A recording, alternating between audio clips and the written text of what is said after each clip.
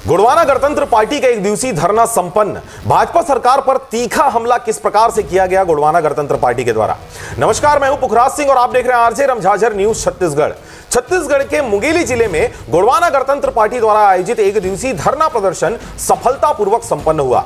इस धरने में क्षेत्र की प्रमुख समस्याएं जैसे बिजली कटौती, राशन वितरण में अनियमितता, कृषि सामग्री की कमी, स्वास्थ्य सेवाओं में गिरावट और नहर विस्तार जैसे जनहित के मुद्दों को लेकर प्रशासन और सरकार से जवाबदेही की मांग की गई है। आपको बताएं कि इस धरना प्रदर्शन में बड़ी संख्या में किसान, मजदूर, दुकानदार और व्यापारी संगठन के लोग उपस्थित रहे। पार्टी ने प्रशासन को चेतावनी दी है कि यदि 21 सूत्री मांगों पर शीघ्र कार्रवाई नहीं की गई तो गोंडवाना गणतंत्र पार्टी उग्र आंदोलन करने के लिए बाध्य हो जाएगी, जिसकी पूरी जिम्मेदारी सरकार और प्रशासन की होगी। कैसे उप मुख्यमंत्री है कि आपको शर्म नहीं आता? आपके विधानसभा में यूरिया नहीं है, थोड़ा तो शर्म कर लीजिए। धरने के दौरान पार्टी के प्रदेश कार्य समिति सदस्य नीलेश पांडे ने भाजपा सरकार पर तीखा हमला बोलते हुए कहा कि दो मंत्री होने के बावजूद लोरमी और मुंगेली जैसे जिले विकास से कोसों दूर हैं।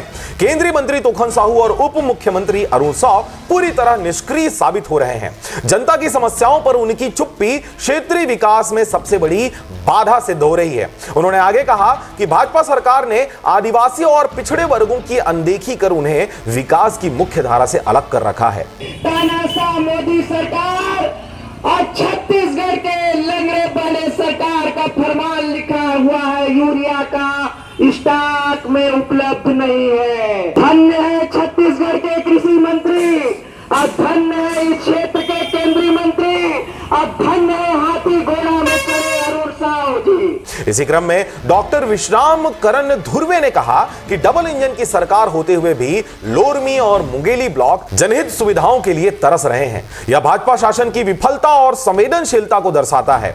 उन्होंने चेतावनी दी है कि यदि यह उपेक्षा जारी रही तो गोंडवाना क्षेत्र में व्यापक आंदोलन होगा। वहीं गुरु केवल प्रकाश साहिब ने भाजपा और कांग्रेस दोनों पार्टियों पर निशाना साधते हुए कहा, पिछले 78 वर्षों में दोनों ही दलों ने समान शिक्षा, रोजगार और न्याय देने में असफलता दिखाई है। अब समय आ गया है कि हर जाति और वर्ग को बराबर हिस्सेदारी मिले। पहले ये लोग सड़कों में और मंचों में बदनाम करते हैं कि अरे गोंडवाना तो खाली हल्ला करता है, कुछ नहीं करता है, तंबू गाड़ता है, बैठ जाता है। 2028 में बताएंगे कि तंबू कहां गड़ता है, सदन में कि सड़कों में। धरने में वक्ताओं ने सरकार की नीतियों को गरीब, किसान और आदिवासी विरोधी बताते हुए कहा कि गोंडवाना गणतंत्र पार्टी न्याय संगत विकास, समान अवसर और संसाधनों के निष्पक्ष वितरण की लड़ाई लड़ती रहेगी।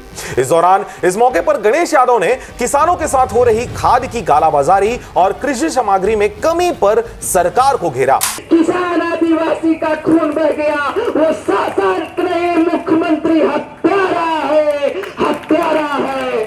ऐसे मुख्यमंत्री, ऐसे प्रधानमंत्री देश में बैठे हुए हैं।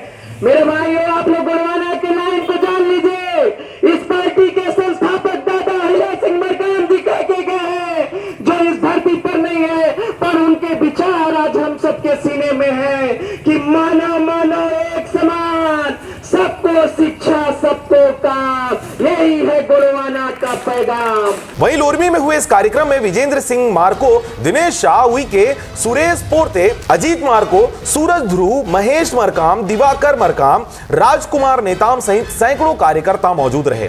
धरने के अंत में सभी कार्यकर्ताओं ने संकल्प लिया कि यदि जनता की मांगें पूरी नहीं होती है तो गोंडवाना गणतंत्र पार्टी आने वाले चुनाव में 2028 में गोंडवाना सरकार बनाकर न्याय और विकास की नई दिशा तय करेगी। आप देख रहे थे आरजे रमझाझर न्यूज छत्तीसगढ़। मैं था पुखराज सिंह। चैनल को अभी तक आपने सब्सक्राइब नहीं किया तो कृपया चैनल को सब्सक्राइब करें, खबरों को ज्यादा से ज्यादा शेयर करें। फिलहाल मुझे दीजिए विदा, नमस्कार।